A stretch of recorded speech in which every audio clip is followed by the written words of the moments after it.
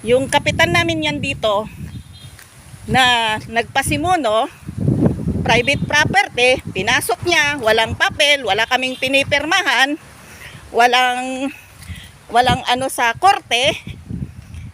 Pumunta dito sa akin at ako pa yung pinag-aano niya na kahit daw wala kami pahintulot, sisirain niya ang nyug. Yan sa Rape. Pupunta po ako dyan sa Rape. Pupunta ako dyan. Total, may bahay kami dyan sa Manila. Itong si Barangay Captain, talagang ipapatulpo ko sa iyo. Kasi wala po kami magagawa sa ginagawa niya. Dahil nalubog sila yan dito. Hindi namin kasalanan. Bakit sila nalubog? Hindi namin pinapahintulutan. Pero pinipilit niyan sirain niya. Kahit DNR, hindi pwedeng magsira yan dito. Hindi ako papayag sa Rape. Kailangan matanggal itong kapitan na to. Hindi pwede yung ginagawa niya. Hindi man kanya ito. Yan ang kapitan sa Rape, oh. Nagmamando. Ito yung kapitan namin sa Rape. Minamando-manduan na. Ipasira daw niya ito. Kahit DNR sa Rape. Wala. Hindi, gana dyan, timuhon me. Gana dyan, yung tilikod ni Asmin. Hamam mo? Project ang pinag-uusap. Haan, project. Haan, mabalen. Uri peda project. Awan, pinapirmaan nyo kada kami. Kagkakabsat. Kukwak na ito. Ang papirma kami ko na Haan. deadline ti gobyerno. Haan, agsumon pa'y. Han, mabalen. Makarating kayo sa Rape. Kahit sa isang linggo, nandun na kayo sa Rape. Ito sa Rape yung kapitan namin, oh. Nakikipag-ano sa private property ito. Pinapatibag niya itong pinapasira niya itong nag-iisa na ilang taon namin pinaghirapan. Ngayon lang kami makikinabang dahil kamamatay lang ng nanay namin. Hindi nga kami nakikialam na ilipat sa pangalan namin ito. Proseso pa lang.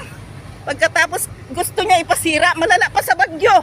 Mabuti pa binagyo na lang kami sa Rape. Hindi pa nasira mga pananim namin, napakarami. Makita nyo sa Rape, oh. Mag-usap na lang Ito. tayo sa kwan. Iyan si Kapitan sa Rape. O sige, ibigay mo sa akin. Hindi pwede. Hindi, binibideo lang kita. Taan mabalen. Sir Rapi, kung nakikinig ka man, Hindi. itong babae na ito na Hindi. kinakausap mo, may violation ito sa Hindi. gobyerno. Anong Pinadalhan violation? na namin ito O, ng sige, sumon, sabi ka. pero hindi nag-comply. Wala. Ay sige, Sinungaling ito, sir. punta tayo sa taas. Hindi. Tignan mo. Sinungaling siya. Dapat Mag-abot matanggal sa'yo yung ito sa sumo Rape. na, mag-abot sa'yo yung sumo. O, ipakita mo.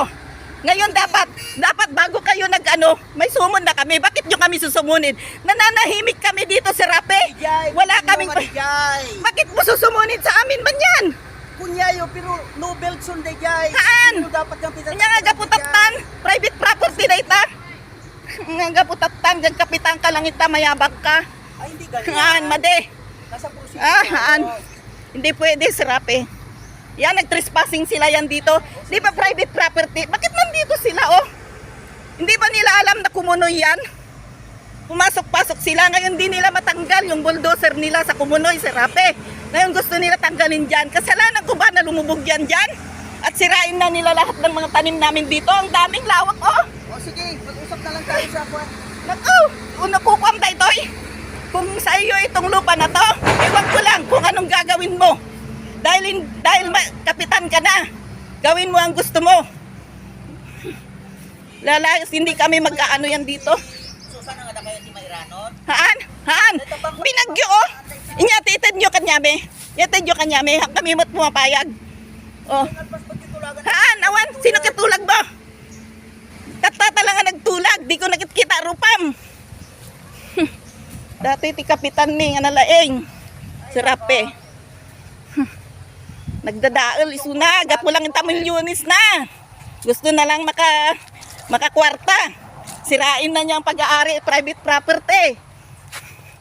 Sinira niya. Lakalawak ng sagingan namin. Kumikita kami 5,000, 6,000 kada buwan. Ang ginawa niya, mga nyog. Ito, mga nyog sa Rape, oh. Hindi talaga kami papayag. Tinalikuran niya ako sa Rape. Sabi niya na may sumon daw siya sa amin. Bakit niya kami susumunin? Ha? Bakit kami lang susumunin niya? I-private property namin to si Rape. Gusto nila sirain lahat. Hindi ako papayag. Hindi kami papayag kahit sino pa. May karapatan kami dito. Mana namin ito. Ngayon lang kami nakikinabang. Dahil kamamatay lang nanay namin. Walang usap-usap. Nakakarating to sa Manila. Nakakarating sa Manila to kay Serape. Nakakarating. Kahit sino ka labanan ka namin sa tamang illegal na paraan.